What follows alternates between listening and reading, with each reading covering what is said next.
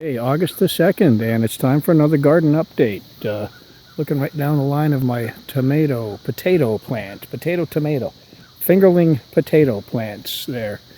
Still continuing to do well. Haven't seen any bugs or anything on them. They're a nice color and they're nice and thick and lush, and I'm happy about them. Tomatoes, doing well. I'm sure they're going to produce some for us. Maybe not a banner crop like we've had in past, but not too bad. And then right down here are our first two zucchinis that we're picking tonight.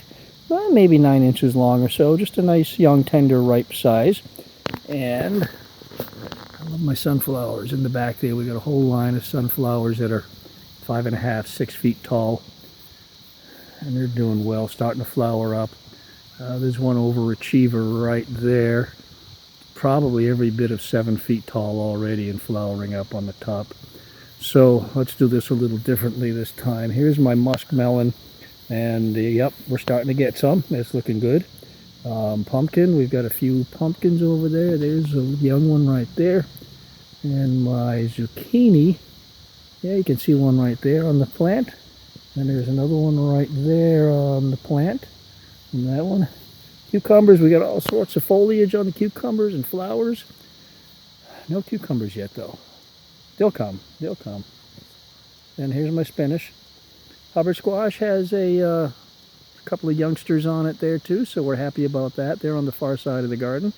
And now here's my never-ending row of garlic that is looking like they're about ready to harvest. See, what tells you that they're ready to harvest is when the leaves are about 1/3 turned brown.